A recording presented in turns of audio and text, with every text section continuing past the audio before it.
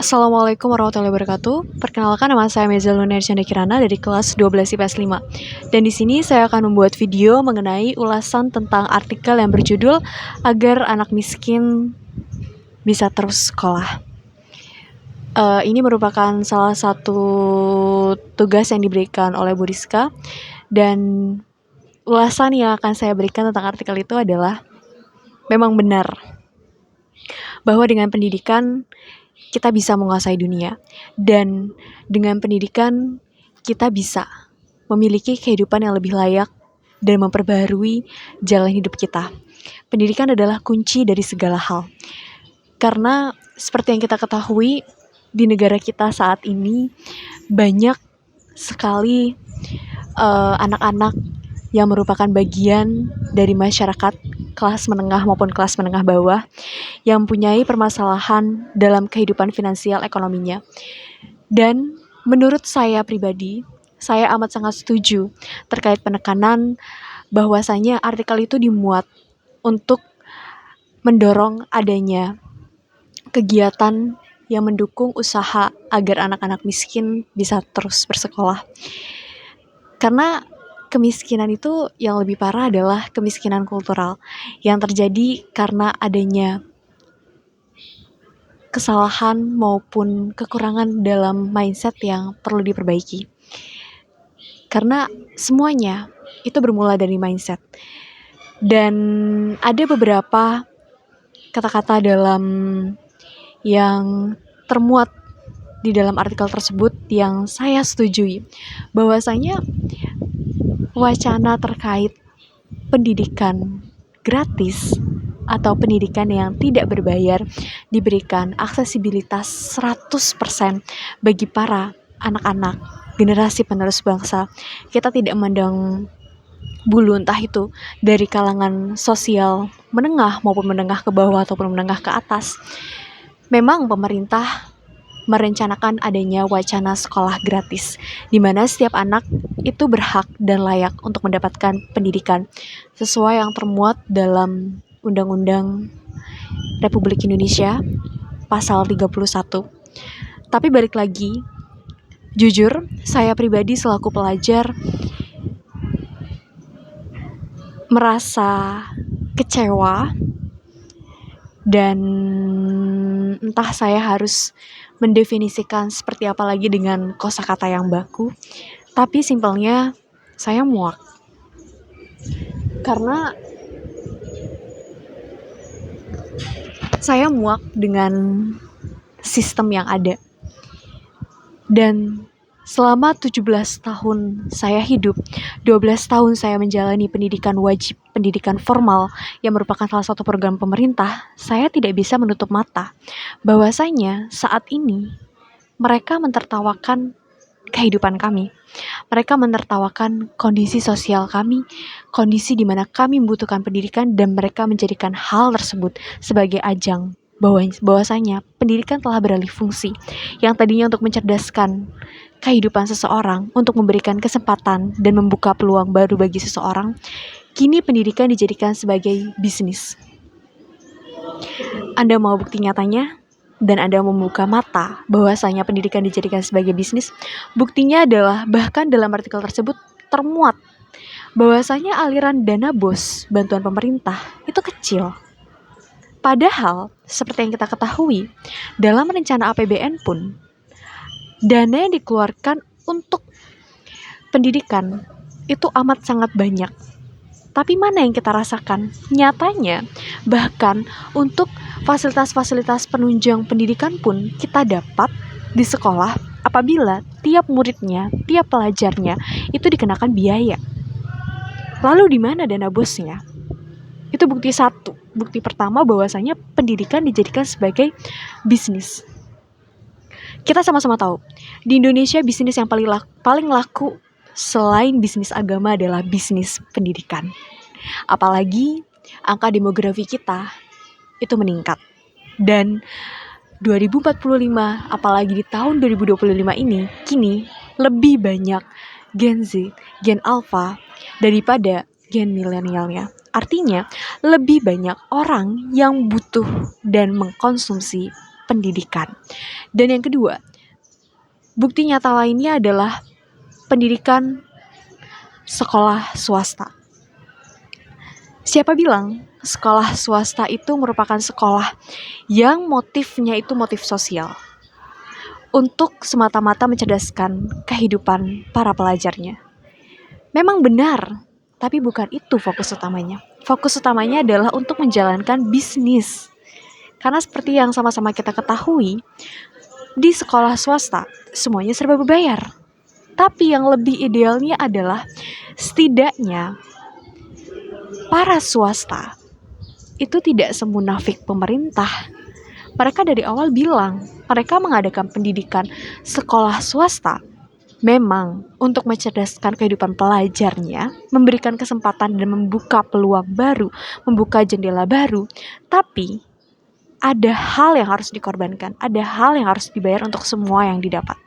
Tidak seperti sekolah-sekolah negeri yang, mohon maaf, saya tidak berat hati untuk mengucapkannya karena memang faktanya sekolah negeri itu munafik. Pemerintah itu munafik. Mereka terlalu sering memberikan janji palsu. Karena apa? Mereka tidak mau mengakui bahwasanya mereka sedang menjalankan bisnis pendidikan. Dan menurut saya, memang seperti yang dikatakan Nelson Mandela, dengan pendidikan kita bisa menguasai dunia. Karena itulah dulu para pahlawan kita, para bumi putra, para pejuang negara Indonesia itu memperjuangkan pendidikan. Hal yang pertama yang menurut mereka dapat memerdekakan manusia adalah pendidikan. Karena melalui pendidikan kita merdeka, kita bebas dalam berpikir. Tapi kenyataannya apa? Sistem pemerintahan yang ada itu membuat kita tidak bisa berpikir merdeka, tidak bisa berpikir bebas. Jadi menurut saya, dengan mengikuti sekolah atau pendidikan wajib ataupun tidak, hasil yang didapat itu sedikit perbandingannya. Karena dengan mengikuti pendidikan wajib, sekolah negeri itu memenjarakan pikiran kita. Karena kita terjebak dalam sebuah kurikulum yang standar atau basis pembelajarannya adalah menghafal. Dan menurut saya pribadi, bukan berarti saya tidak mensyukuri kondisi yang ada. Karena saya pun berada di status kelas sosial menengah. Memang saya akui saya memiliki kesempatan dan peluang yang lebih baik daripada teman-teman di luar sana, yang kondisi status sosialnya mungkin di bawah saya. Tapi saya mengatakan ini justru untuk memotivasi teman-teman semua bahwasanya inti utama dari proses belajar itu bukan tentang bagaimana seragam kami disamaratakan, bukan tentang bagaimana sepatu kami, penampilan kami, buku kami itu disamaratakan. Tapi inti utama dari proses pendidikan yang sering kita lupakan adalah proses berpikir.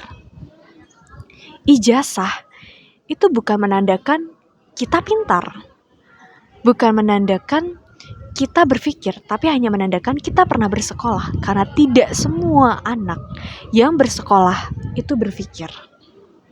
Jadi, dimanapun Anda berada, dimanapun kondisi keadaan sosial kita, sampai kapanpun, kita tetap bisa belajar. Dan sekolah itu hanya media. Jadi jangan pernah berputus asa. Kalau semisal Anda tidak punya kesempatan lebih baik untuk bisa mengkonsumsi atau menjadi bagian dari sekolah swasta yang pendidikannya lebih baik, fasilitasnya lebih menunjang, dan harganya jelas lebih mahal, lebih banyak hal yang harus dibayar. Dan jangankan pendidikan atau sekolah swasta, sekolah negeri pun susah untuk diakses. Ya jangan pernah putus asa. Karena kita bisa belajar dimanapun, dari manapun, dan kapanpun, asalkan kita tidak pernah berhenti berpikir. Contoh nyatanya adalah saat ini saya diminta untuk berpikir. Kita bersama-sama berpikir mengenai kondisi keadaan yang sedang terjadi di kehidupan kita. Tentang ketimpangan pendidikan dalam kehidupan sosial. Tapi satu hal yang pasti mengenai pendidikan, kita sekarang sedang membahas pendidikan. Saya amat sangat kecewa dengan keadaan kita saat ini. Seandainya kita tidak mengadopsi sistem pendidikan barat, sistem pendidikan penjajahan, sistem pendidikan Belanda saat ini merupakan sistem pendidikan penjajahan kalau Anda dan kalau kita sama-sama mencari tahu lebih dalam. Tidak ada lagi yang namanya sekolah negeri dan sekolah swasta. Karena pada dasarnya Ki Hajar Dewantara pun pembuat taman siswa, pelopor dan bapak pendidikan Indonesia, itu tidak pernah mengadopsi pola pikir dan sistematika pendidikan yang ada di sekolah negeri dan di sekolah swasta. Karena intisarinya adalah proses pendidikan, proses mencerdaskan diri, proses memperbaiki, dan proses membuka kesempatan dan peluang baru adalah dengan cara berpikir. Kunci utamanya adalah berpikir. Jadi, agar anak miskin bisa tetap terus bersekolah adalah saya tidak akan mengharapkan pemerintah dan saya tidak akan mengharapkan bantuan dari swasta. Tapi saya mengharapkan bantuan dari kita semua, saudara kemanusiaan. Mengharapkan bantuan dari Anda, dari kamu, kalian, bahkan dari saya. Kita harus memulai aksi nyata. Tidak ada lagi omong kosong, janji-janji palsu. Dan kita bisa mempraktekkan pendidikan, membuat media sekolah bagi mereka. Dengan cara apa? Membuka diskusi, kemudian bersama-sama berpikir dan berbagi sesuatu hal yang ada dalam diri kita. Karena apa? Karena pada dasarnya semua orang berhak untuk mendapatkan pendidikan yang layak. Dan Anda dan kita semua jangan pernah berpatok pada kata layak, baru dikatakan layak apabila kita bersekolah duduk di bangku kayu, duduk di kursi besi atau duduk dengan adanya fasilitas meja. Tidak. Turunkan standar layak Anda menjadi dikatakan layak apabila proses pembelajarannya mumpuni dan memang mengarahkan kita pada berpikir kritis. Jadi, sekian ulasan saya terkait agar anak miskin tetap terus bersekolah. Kurang lebihnya mohon maaf. Wabillahi taufiq wal hidayah. Wassalamualaikum warahmatullahi wabarakatuh. Dan saya amat sangat mengapresiasi apabila kita semua sama-sama open minded dengan keadaan yang ada saat ini.